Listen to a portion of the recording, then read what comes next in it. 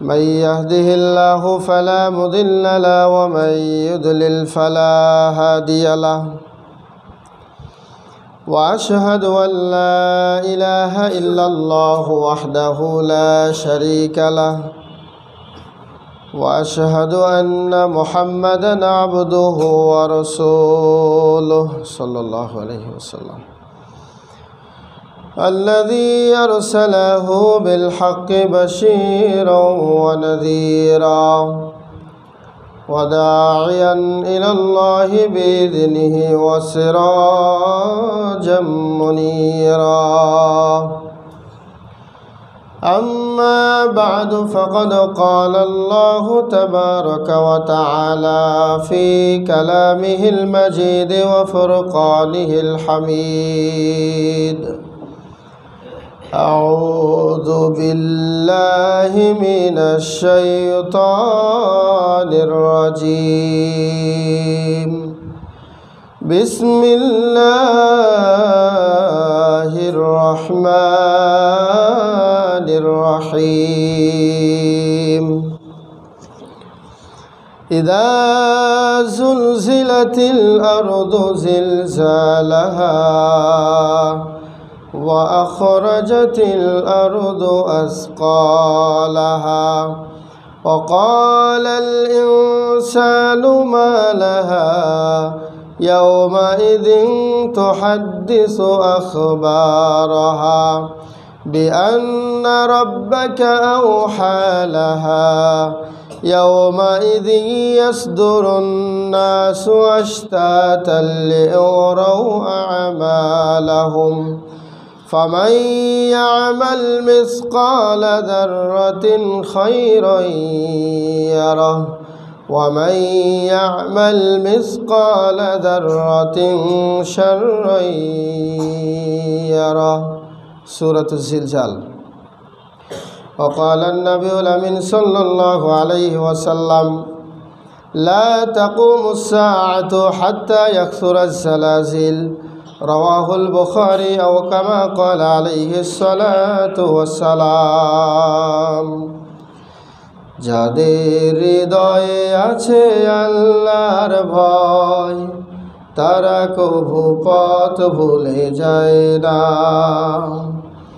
আল্লাহর প্রেম ছাড়া এই দুনিয়ায় কারো কাছে কোনো কিছু চায় না যাদের হৃদয়ে আছে আল্লাহর ভয় তারা কভু পথ ভুলে যায় না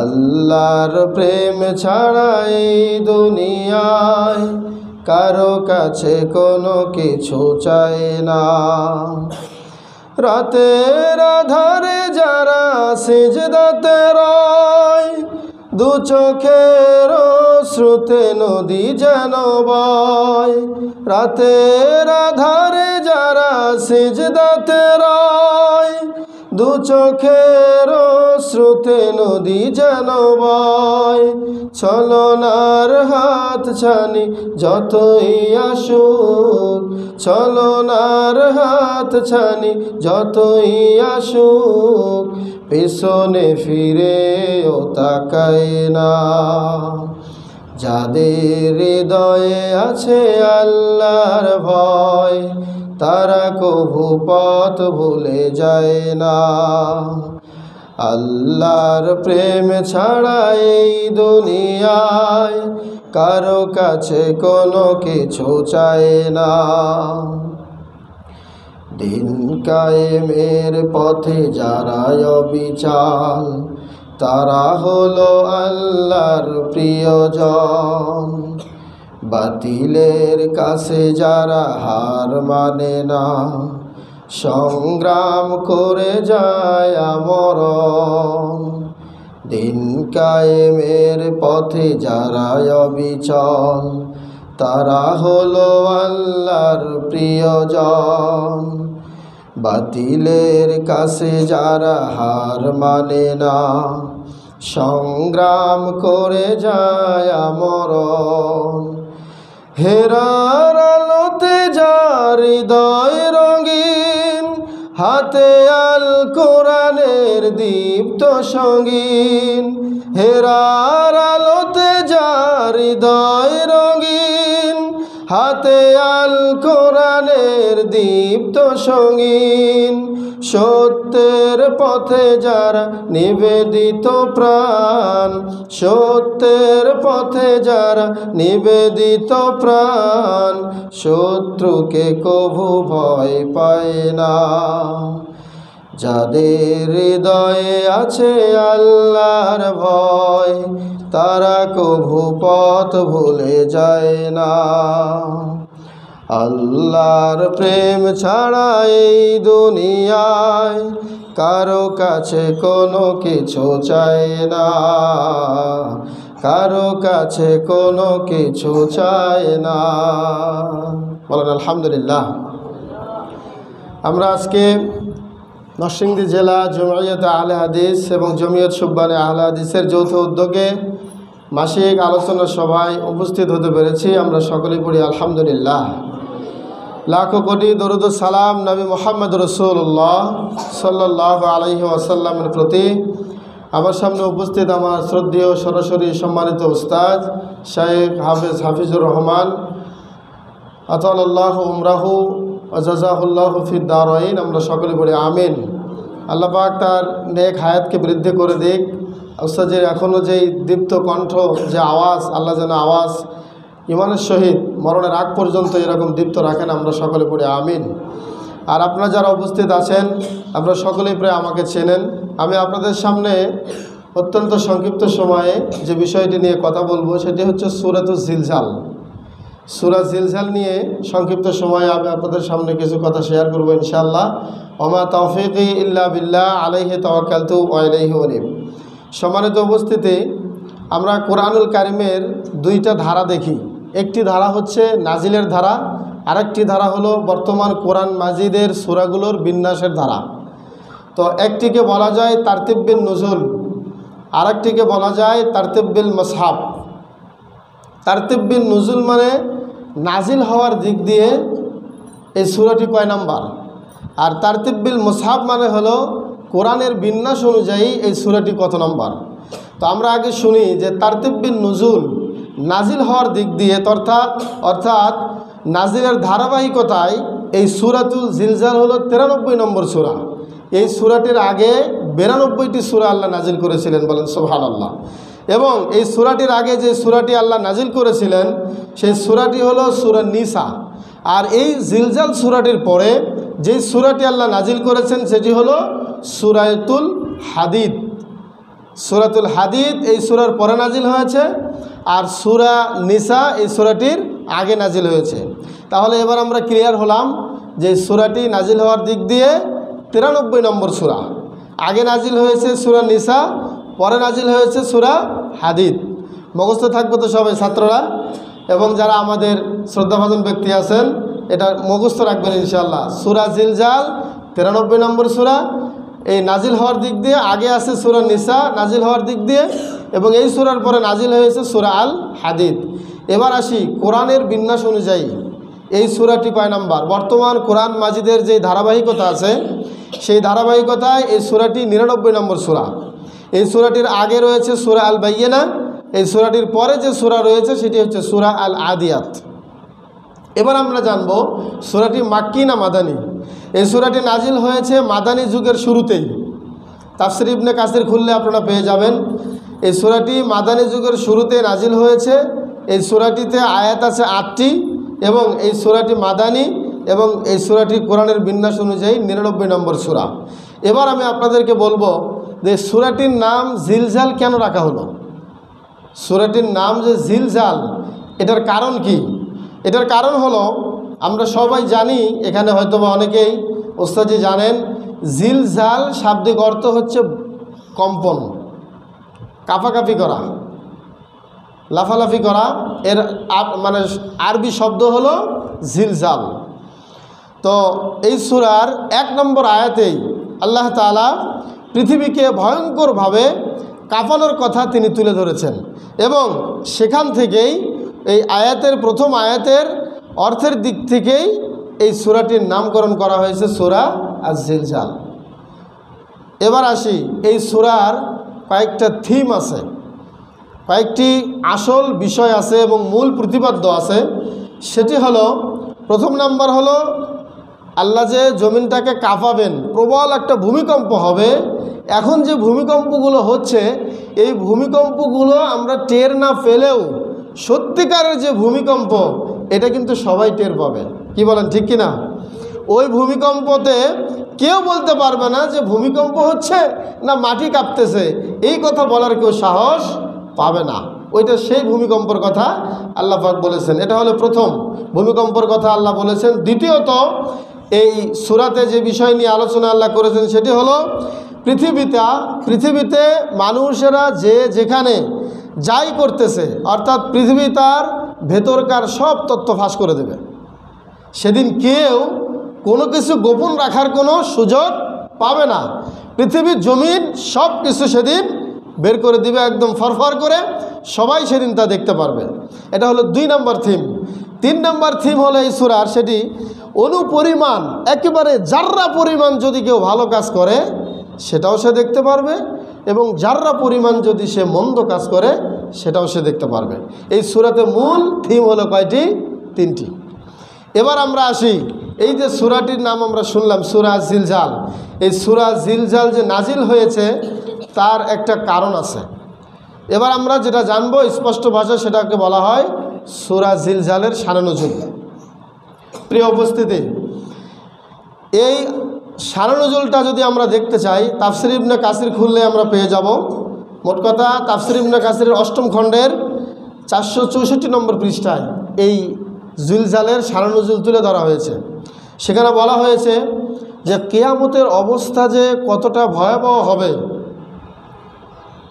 এবং কত আতঙ্কজনক হবে, এই সূরাতে আল্লাহ তাআলা অল্প কথায় তা জানিয়ে দিয়েছেন। বলেন সুবহানাল্লাহ।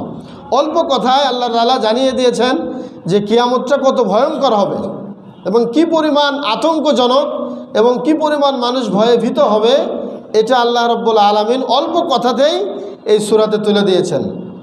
একজন সাহাবীর নাম ছিল সাঈদ বিন জুবাইর।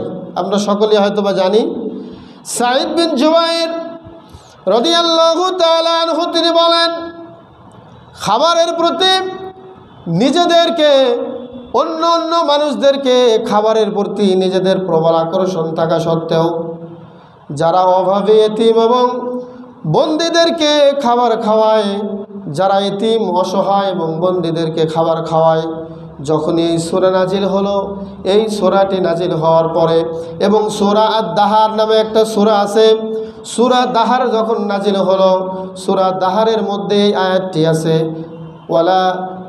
ওয়ালা ইয়াহুদ্দু আলা তুআমিল মিসকিন। আল্লাহ তাআলা বলেছেন, এটা সূরা মাউনের মধ্যে, সূরা দাহারের মধ্যে আল্লাহ তাআলা বলেছেন, وَيُطْعِمُونَ الطَّعَامَ عَلَى حُبِّهِ مِسْكِينًا وَيَتِيمًا وَأَسِيرًا إِنَّمَا نُطْعِمُكُمْ لِوَجْهِ اللَّهِ لَا نُرِيدُ مِنكُمْ جَزَاءً وَلَا شُكُورًا। এতিমদের উপরে খরচ করার বদৌলতে অভাব অনটন যারা ফিল করেন তাদেরকে খাবার দেওয়ার ব্যাপারেও আল্লাহ রাব্বুল আলামিন অনেক উৎসাহ দিয়েছেন। যখন সূরা দাহারের এই আয়াতটি নাজিল হলো, নাজিল হওয়ার পরে মুসলমানেরা মনে করতে লাগলো, কোনো তুচ্ছ ও ছোট জিনিস দান করলে বুঝি সওয়াব পাওয়া যাবে না, একমাত্র বিশাল বিশাল দান করা ছাড়া ছোট ছোট কোনো দান খয়রাত করলে কোনো সওয়াব পাওয়া যাবে না। কিছু কিছু মুসলমানদের ধ্যান ধারণা এরকম হয়ে গেল। ফলে তারা ভালো মানের কিছু জিনিসগুলো দান করা থেকে তারা বিরত থাকতে লাগলো। তারা ভালো ভালো কিছু জিনিস ছোট হলেও সেগুলোকে দান করা থেকে বিরত থাকলো। তারা ভিক্ষুককে খালি হাতেই ফেরত দিতে লাগলো, অভাবীদেরকে তারা দান করতে চাইল না। আবার আরেক দল ধারণা করলো ছোট ছোট গুনাহের কারণে আল্লাহ তাআলা কোনো শাস্তি দিবেন না, আমাদেরকে কোনো শাস্তিও ভোগ করতে হবে না, কেবল কবিরা গুনাহ করলেই জাহান্নামের শাস্তি পেতে হবে। এই দুইটো ভুল ধারণা ভঙ্গ করার জন্য, দুইটি ভুল ধারণা বাতিল করার জন্য এই সূরাতে আল্লাহ রাব্বুল আলামিন শেষ দুইটি আয়াত নাজিল করেছেন। অর্থাৎ যে ব্যক্তি অনুপরিমাণ ভালো আমল করবে সেটাও সে দেখতে পাবে, আর যে অনুপরিমাণ খারাপ কাজ করবে সেটাও সে দেখতে পারবে। বলেন সুবহানাল্লাহ। তার মানে কিছু কিছু মুসলমানদের ধারণা ছিল এরকম যে ভালো কোনো কাজ যদি বড় হয় সেটা আল্লাহ দেখাবেন এবং তার সওয়াব দেবেন, ছোট ছোট কোনো ভালো বা খারাপ আমল করলে এটা আল্লাহ ধরবেন না, আল্লাহ এগুলোর সওয়াব বা পাপ দিবেন না। এই ভুল ধারণা ভাঙানোর জন্য আল্লাহ তাআলা এই সূরাটি নাজিল করেছেন। বলেন সুবহানাল্লাহ। সম্মানিত উপস্থিতি, এবার আমরা জানব এই সূরাটির ফজিলত। এই সূরাটির ফজিলত সম্পর্কে সুনানে তিরমিজির 2899 নম্বর হাদিস, 93 নম্বর হাদিস এবং সুনানে আবু দাউদের 1399 নম্বর হাদিস, হাদিস দুটি হাসান। সেখানে এসেছে সাহাবী আনাস বিন মালিক রাদিয়াল্লাহু তাআলা আনহু, তিনি বলেন যে রাসূল সাল্লাল্লাহু আলাইহি ওয়াসাল্লাম বলেছেন, যে ব্যক্তি সূরা ইযা যুলজিলাত পাঠ করবে, ভালো করে শুনবেন, তাকে অর্ধেক কোরআন পাঠ করার সমান সওয়াব দেওয়া হবে। সুবহানাল্লাহ। যে ব্যক্তি সূরা জিলজাল পাঠ করবে পুরো 15 পারা কোরআন পাঠের সওয়াব তার আমলনামায় দেওয়া হবে। সুবহানাল্লাহ। এটা হলো প্রথম ফজিলত। আরেকটি ফজিলত হলো, এক ব্যক্তি এসে আল্লাহ রাসূলকে জিজ্ঞাসা করলো, ইয়া রাসূলুল্লাহ, আমাকে এমন একটি সূরা শিক্ষা দিন বা আমাকে এমন একটি সূরা শেখান যে সূরাটি পাঠ করলে আমি বিভিন্ন তাৎপর্য ওই সূরাতে পেয়ে যাব এবং বিভিন্ন বিষয় একটা সূরাতে আমি অনেক কিছু পেয়ে যাব, এমন একটা সূরা আমাকে শিক্ষা দিন। বিশ্বনবী তখন বললেন, হে আমার সাহাবী, তুমি সূরা জিলজাল শিখিয়ে নিও। এই সূরা জিলজাল বিশ্বনবী তাকে শিখিয়ে দিলেন। বলেন সুবহানাল্লাহ। তার মানে সূরা জিলজালের মধ্যে অনেক তাৎপর্যপূর্ণ কিছু কথা আল্লাহ ঢুকিয়ে দিয়েছেন। এবার আমরা জানব এই সূরাতে মেইন যে আসল যে প্রতিপাদ্য আরেকটি বিষয় আছে, সেটি হলো ভালো কাজ যতই ছোট হোক না কেন, ভালো কাজ যতই ছোট হোক, এটা যদি একজন মুসলিম ভাইয়ের প্রতি এক টুকরো বা ছোট্ট একটা মুচকি হাসি দিয়েও হয়, সেটাও ছাড়া যাবে না। কারণ কিয়ামতের দিন আল্লাহ তাআলা এই ছোট্ট আমলটাকেই আপনার সওয়াব হিসেবে এবং বদলা হিসেবে তা দান করবেন। বলেন সুবহানাল্লাহ। ছোট্ট একটা হাসি দিয়ে আপনি আপনার দিনী ভাইয়ের সাথে সাক্ষাৎ করেছেন, এটাও আল্লাহ তাআলা কি করবেন? কিয়ামতের দিন আল্লাহর এটার বদলা, এই সওয়াব আপনার দান করবেন। বলেন সুবহানাল্লাহ। সম্মানিত উপস্থিতি, এই সূরাতে আমরা দুইটি জিনিস ভাগ করতে পারি। প্রথম 5টি আয়াতে আমরা দেখতে পাই সেটি হলো কিয়ামতের যে ভয়াবহ দৃশ্য, এর দৃশ্য আল্লাহ তুলে ধরেছেন প্রথম 5টি আয়াতে। আমরা জানি এই সূরাতে আয়াত আছে 8টি। প্রথম 5টি আয়াতে কিয়ামতের ভয়াবহতা সম্পর্কে আল্লাহ আলোকপাত করেছেন। পরের যে 3টি 6, 7, 8 এই 3টি আয়াতে আল্লাহ পাক যেটা তুলে ধরেছেন সেটি হলো আল্লাহ তাআলা কাউকে খালি হাতে ফেরাবেন না। কিয়ামতের মাঠে আল্লাহ তাআলা কাউকে কি করবেন না? খালি হাতে ফেরাবেন না। যে অনুপরিমাণ ভালো কাজ করবে সেও তা দেখতে পারবে, আবার যে অনুপরিমাণ খারাপ কাজ করবে সেটাও সে দেখতে পারবে। এটা আমি একটু আগেও বললাম। তাহলে এই সূরাটিকে আমরা 2 ভাগে ভাগ করতে পারি। প্রথম 5টি আয়াত হলো কিয়ামতের ভয়াবহতা সম্পর্কে, আর দ্বিতীয় যেই 6 থেকে 8 নম্বর আয়াতে সেটা হলো আল্লাহ পাক কিয়ামতের দিন সবাইকে ভালো অথবা মন্দ বিনিময় দিয়ে তুষ্ট করবেন এবং যার যে প্রাপ্য আল্লাহ পাক সেটাই দিবেন। এবার আমরা সূরা জিলজালতে একটু পাঠ করি। আউযু বিল্লাহি মিনাশ শাইতানির রাজীম। ইযা যুলজিলাতিল আরদু জিলজালাহা ওয়া আখরাজাতিল আরদু আসকালাহা ওয়া ক্বালাল ইনসানু মা লাহা ইয়াওমাইযিন তুহাদ্দিসু আখবারাহা বিআন্না রাব্বাকা আওহা লাহা ইয়াওমাইযিন ইয়াসদুরুন নাসু আশতাতান লিয়ুরাউ আ'মালাহুম فمن يعمل مثقال ذرة خيرا يره ومن يعمل مثقال ذرة شرا يره। এই সূরাটির আমি অনুবাদ করব এখন। এর আগে 2টি কথা। এই সূরার 4 নম্বর আয়াতে আল্লাহ রাব্বুল আলামিন জমিনের সংবাদ ইখবারুল আরদ 2টি শব্দ আল্লাহ নিয়ে এসেছেন, জমিনের সংবাদ বহন, জমিনের সংবাদ প্রবেশ করা, জমিনের সংবাদটা প্রকাশ করা, এই শব্দ দুটো আল্লাহ রাব্বুল আলামিন এখানে এনেছেন। এই দুইটি শব্দ নিয়ে একটু ভাবার চিন্তা করুন। এই দুইটি শব্দে, এই শব্দ দুটি মানে হলো আপনি আমি জমিনের বুকে যা কিছুই করছি, যে কিছুই করছি না কেন, সেই সব কিছুর ব্যাপারে, সব কিছুর বিষয়ে আল্লাহ রাব্বুল আলামিন আমাদের খবর রাখতেছেন। বলেন সুবহানাল্লাহ। জমিন খবর দেবে কিয়ামতের মাঠে, সমস্ত খবর সেদিন বের করে দেবে। কিয়ামতের দিন জমিনে সব খবর ফাঁস করে দেবে। অর্থাৎ জমিনের যে অংশে দাঁড়িয়ে, জমিনের যে অংশে বসে, জমিনের যে অংশে কেউ শুয়ে শুয়ে কোনো বান্দা গুনাহ করে, তখন ওই অংশটাই সেদিন হবে তার বিরুদ্ধে সাক্ষী। অর্থাৎ জমিনের ওই অংশটুকুই সেই দিন তার বিরুদ্ধে সাক্ষী হয়ে দাঁড়াবে। বলেন নাউজুবিল্লাহ। আমরা এখান থেকে পানা চাই।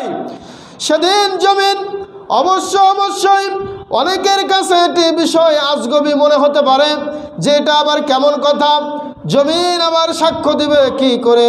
কিন্তু পদার্থ বিজ্ঞানের যে তরঙ্গ, পদার্থ বিজ্ঞানের যে আবিষ্কার, এই আবিষ্কারে আমরা বুঝতে পারি, বুঝে ফেলেছি। এই আবিষ্কারে আমরা এখন বুঝে ফেলেছি মানুষ যা কথা বলে, সমস্ত কিছুই যা করে, সব কিছু তরঙ্গের মতো ভাসতে থাকে। বলেন সুবহানাল্লাহ।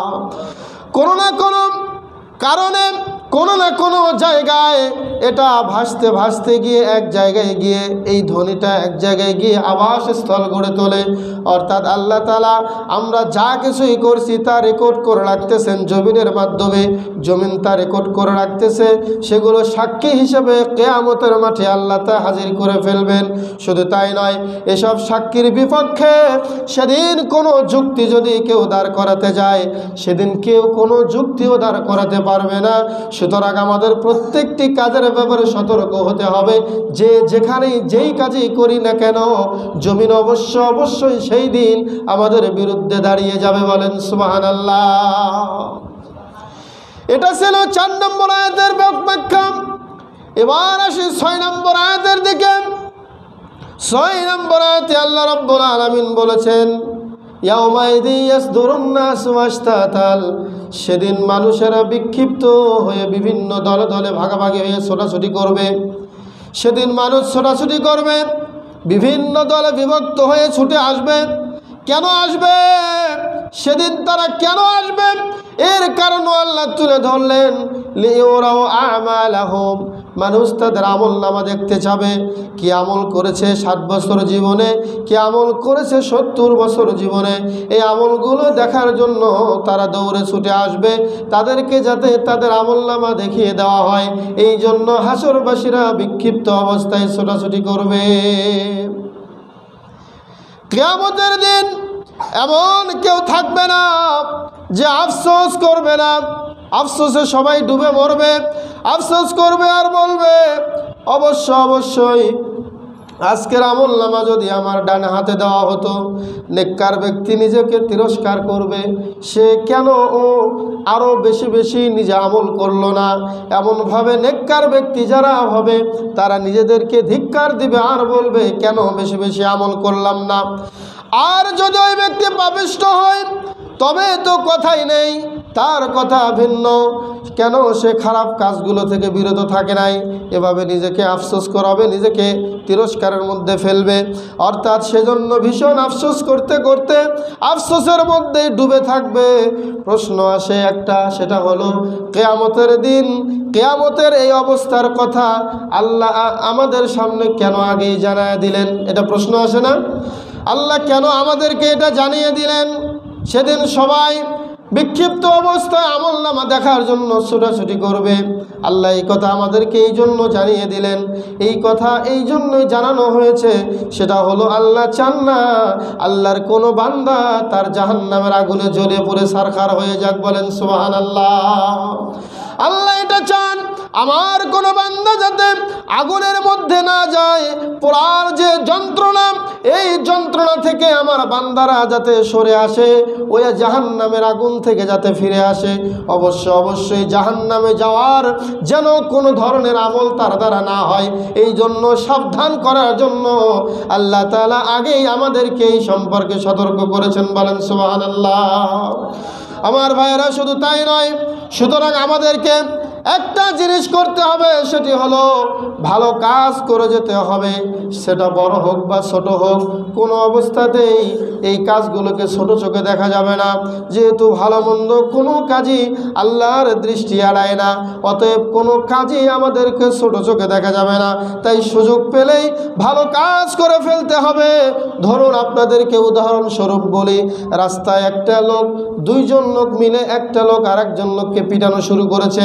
আপনি এটা দেখতেছেন, একজন আরেকজনের সাথে ঝগড়া লেগেছে, এমন পর্যায়ে ঝগড়া বেঁধেছে, ঝগড়ার এক পর্যায়ে দুইজনে হাতাহাতি করতে করতে আঘাত পর্যন্ত করে ফেলল।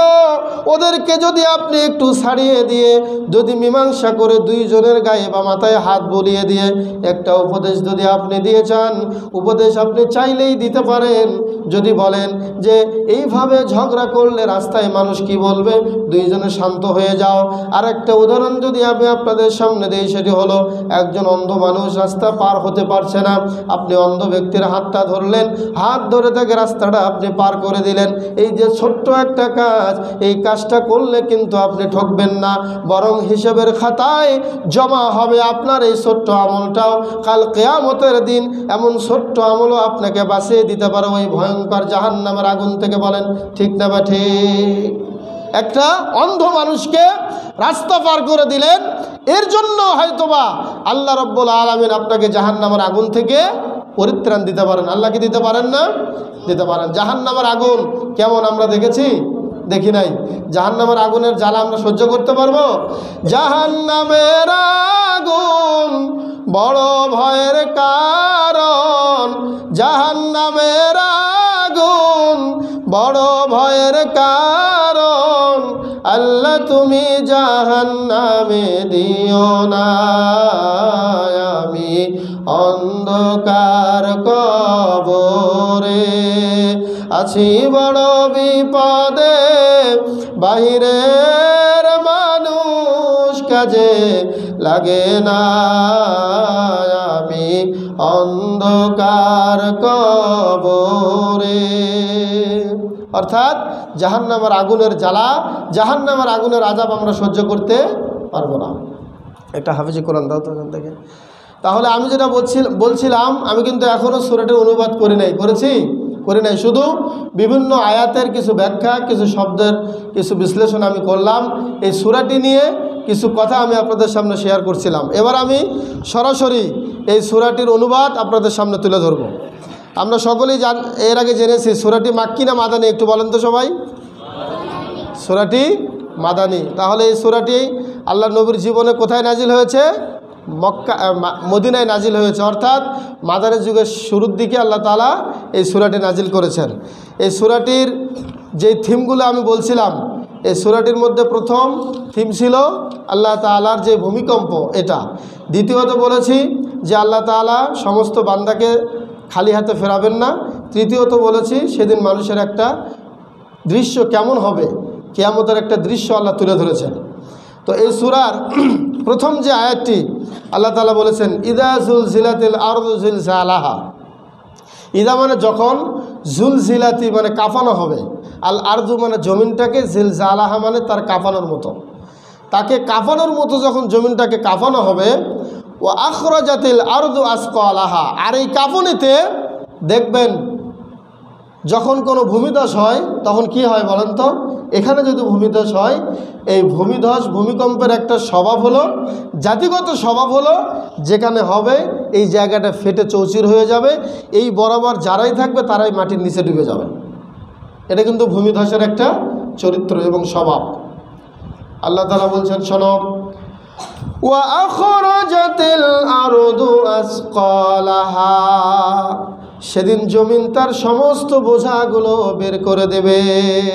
অর্থাৎ জমিন কাঁপাকাঁপি শুরু করবে।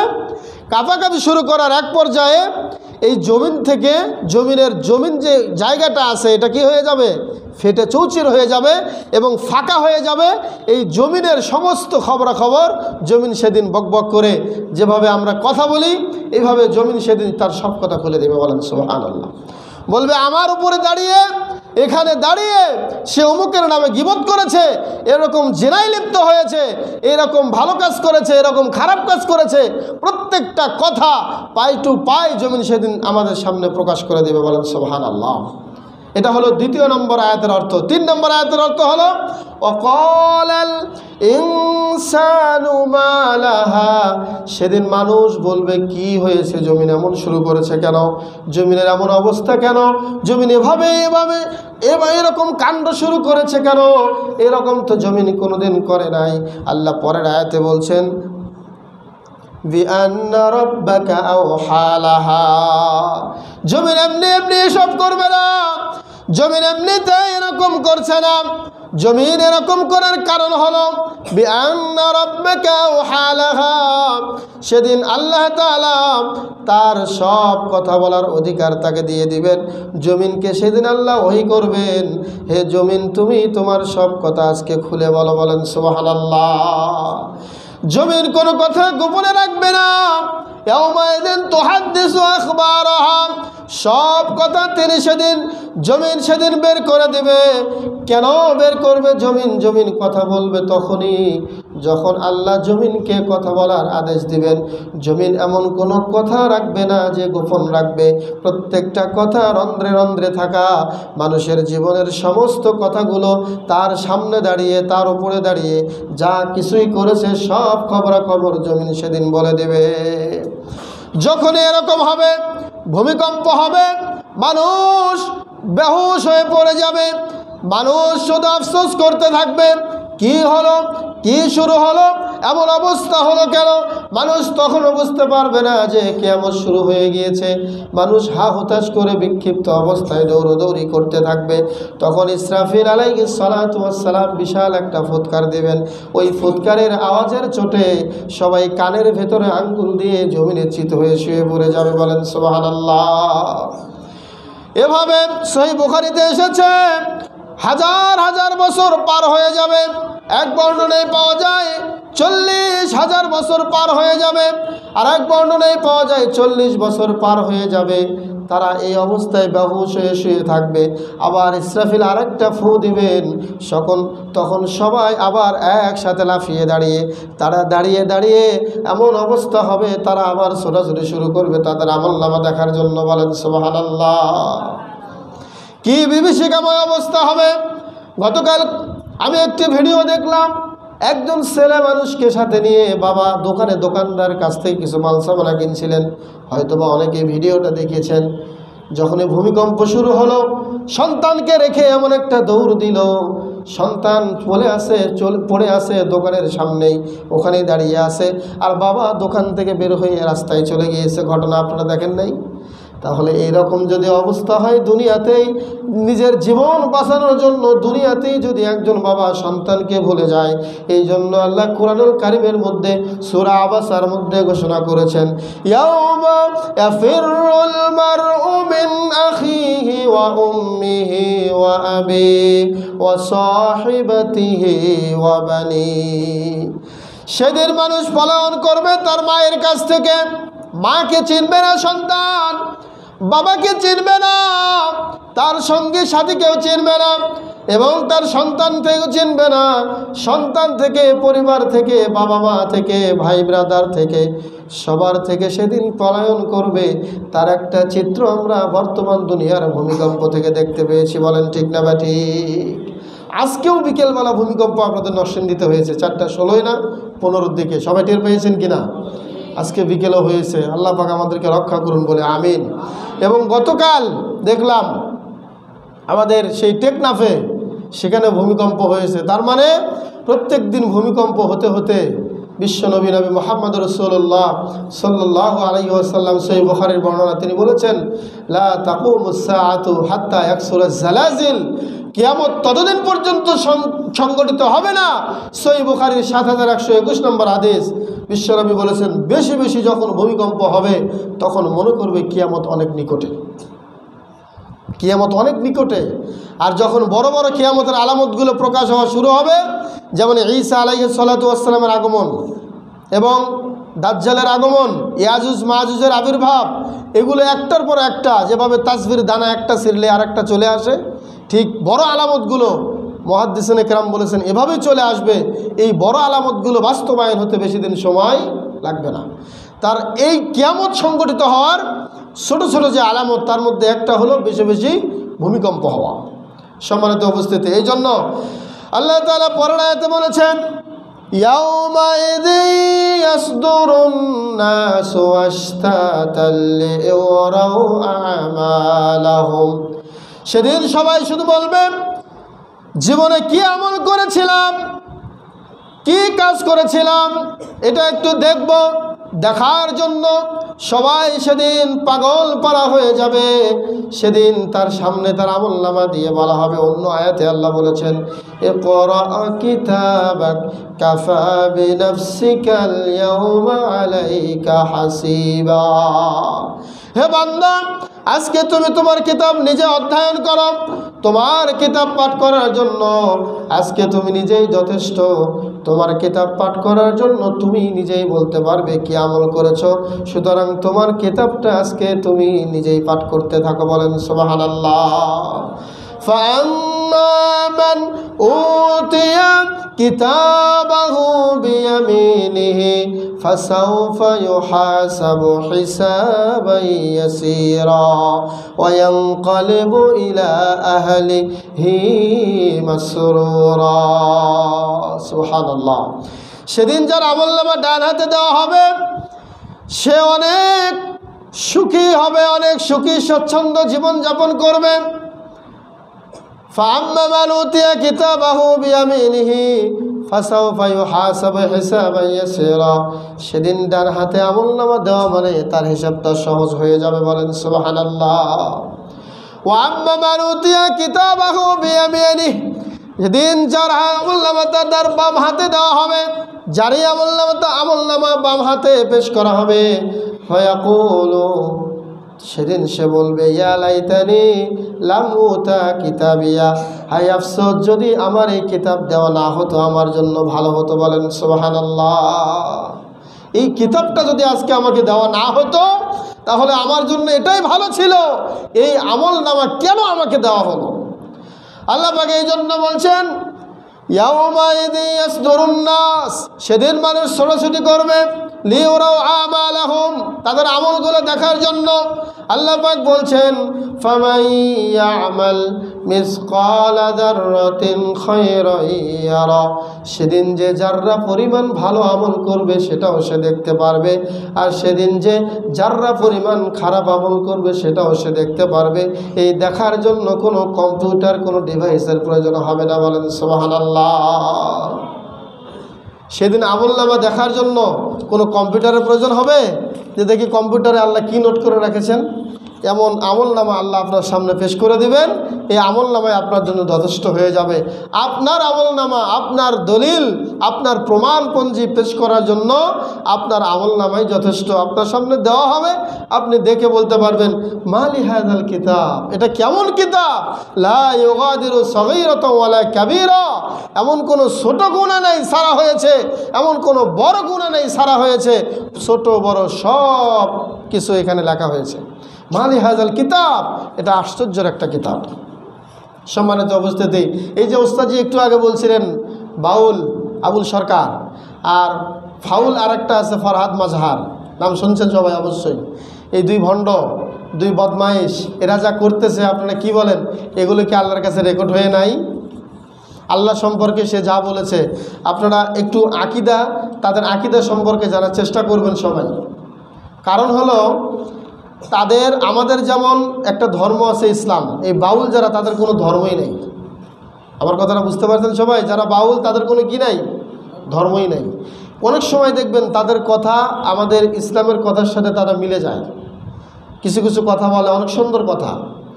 আবার অনেক সময় দেখবেন যে তাদের মোট কথা তাদের কোনো ইলাই নাই, তারা আল্লাহকে বিশ্বাস করে না, তাদের কোনো মাজারও নাই, তাদের কোনো মন্দিরও নাই, তাদের কোনো ইবাদতখানাও নাই, কিচ্ছু নেই। মোট কথা এমন একটা নিকৃষ্ট ব্যক্তি এদের আল্লাহ আছে বলে এরা স্বীকারই করে না, এবং মরার পরে যে একটা পুনরুত্থান আছে এটাও তারা বিশ্বাস করে না। বলেন নাউজুবিল্লাহ। তাহলে তাদের ঈমান আছে? তারা কি মুসলমান? যেমন কাদিয়ানি কাফের, তারাও কাফের, এবং তাদেরকে যারা কাফের মনে করবে না তারাও কাফের। তাদের যতগুলো আকীদা আছে এবং তাদের যে প্রধানতম যে ব্যবসা সেটা হলো দেহ ব্যবসা। বলেন নাউজুবিল্লাহ। তাদের দেহ চর্চা ছাড়া তাদের কোনো, এটাই তাদের দেহ ধর্মটাই হচ্ছে তাদের আসল ধর্ম, দেহ ব্যবসাটাই তাদের ধর্ম ব্যবসা। বলেন নাউজুবিল্লাহ। এরপরে সেদিন দেখলাম সে বলতেছে যে 1 তারিখে তারা একটা পালাগান করেছিল, ওই 1 তারিখেই কিন্তু এই কথাটা সে বলে ভাইরাল হয়েছে। সে বলতেছে, আমি ভিডিওটা দেখলাম, সে বলছে এইভাবে যে এই 1 তারিখে রাত্রেবেলায় আল্লাহ আমার কাছে আসছিল। বলেন নাউজুবিল্লাহ। আল্লাহ এসে আমার কাছে কিছু মানে সলা পরামর্শ করতে চাইছিল, আমি তাকে খাইয়ে তাকে পাঠাইয়া দিছি। বলেন আস্তাগফিরুল্লাহ, নাউজুবিল্লাহ। কি বিধ্বংসী কথা চিন্তা করেছেন? সে আরও বলেছে যে আল্লাহর সাথে আরেকজন পাল্লা দিলে ভালো হয়। বলেন নাউজুবিল্লাহ। আল্লাহ আরও কেন আল্লাহ বানাইল না? আরও আল্লাহ 2-4টা বানাইতো, ওই আল্লাহর সাথে আর এক আল্লাহ পাল্লা দিত, তাইলে দেখা যেত আল্লাহ দুনিয়াটা কেমনে চালায়। বলেন নাউজুবিল্লাহ। এই যে মানে আকীদা নষ্ট করার কিছু কথা আল্লাহ শাহ ওস্তাদি যেটা বলছেন যে আল্লাহ অনেক সময় বলেছেন যে আমি আগে আমার নূর সৃষ্টি করেছি, আমি আগে কলম সৃষ্টি করেছি, আগে আমার আরশ সৃষ্টি করেছি। সে বললে এইভাবে তার কথাটা অবশ্যই শুনেছেন আপনারা সবাই, যে আমি খুঁজে পাই না আল্লাহর মুখ কয়টা। বলেন নাউজুবিল্লাহ। আল্লাহর মুখ কয়টা, এই কথা যে বলে সে কোনোদিন মুসলিম থাকতে পারে? নাম যতই আবদুল্লাহ হোক, জাহান্নামের ভেতরে আব্দুর রহমান, এরপরে আবদুল্লাহ, এরপরে আব্দুর রহিম, আব্দুল করিম, এদেরকে দেখে বলা হবে তোরা জাহান্নামে কেন আইছো, কি কারণে আসছো? তাদের অনেকগুলো কারণের মধ্যে এটা থাকবে যে আমরা নাখুযু মাআল খাওয়াইদিন, আমরা সমালোচনা করতাম এবং আল্লাহ রাসূল সম্পর্কে বিরূপ মন্তব্য করতাম। প্রথম যে কারণটা তারা বলবে যে আমরা নামাজি ছিলাম না। এই যে বাউল যারা, এরা 1 ওয়াক্ত নামাজও পড়ে না। আপনারা জানেন এটা? যারা বাউল তারা কি করে না? নামাজ পড়ে না। এদের প্রথম যে বিভ্রান্তকর কথা সেটা হচ্ছে আল্লাহ সম্পর্কে। এরপরে তারা আরও বলে যে এই যে আল্লাহ যেমন কয়েকটা আল্লাহ বানাইলে তো এটা ভালো হতো, এটা যেমন তাদের একটা কথা, ঠিক তেমনই তাদের আরও কিছু এরকম বিভ্রান্তকর কিছু কথা আছে যেটা শুনলে আমাদের মানে ঈমান থাকা তো দূরের কথা, তার পাশাপাশি মনে হবে যে তাকে যখন যেভাবে পাওয়া দরকার তখন সেভাবে তাকে পিটানো দরকার এবং তাকে শায়েস্তা করা দরকার। এখন বর্তমানে বাংলাদেশ যে অন্তর্বর্তীকালীন সরকার আছে তার কাছে আমাদের একটা দাবি থাকবে, সেটা হলো এই শয়তানকে, এই জালেমকে, সে একজন বড় জালেম, সে আল্লাহর সাথে জুলুম করেছে, তাকে হত্যার আওতায় আনতেই হবে। যদি এটা না করে এই সরকারকে ওই কিয়ামতের মাঠে আল্লাহর কাছে জবাব দিতে হবে। আপনারা কি মনে করেছেন যে আল্লাহ বেখবর? আল্লাহ আবুল সরকারের কিছু শুনতেছেন না? সবই শুনতেছেন। আল্লাহ বলেছেন ফামাই ইয়ামাল মিসকালা যাররাতিন খায়রান ইয়ারা ওয়া মান ইয়ামাল মিসকালা যাররাতিন শাররান ইয়ারা। সেদিন যে যাররা পরিমাণ ভালো আমল করবে সেটাও দেখতে পারবে, আর এই দুনিয়ার যাররা পরিমাণ খারাপ আমল করলে সেটাও সে দেখতে পারবে। এরকম আবুল সরকার আর ফাউল ফরহাদ মাজহার সহ যত ভণ্ড আছে প্রত্যেকটা ভণ্ডের উচিত জবাব এবং উচিত আমল নামা সেদিন আল্লাহ তাদেরকে দান করবেন। বলেন ইনশাআল্লাহ। দুনিয়ার মানুষ, দুনিয়ার সরকার তাদের বিচার করুক আর না করুক, আল্লাহর বিচার থেকে, আল্লাহর হাত থেকে তারা রেহাই পাবে না।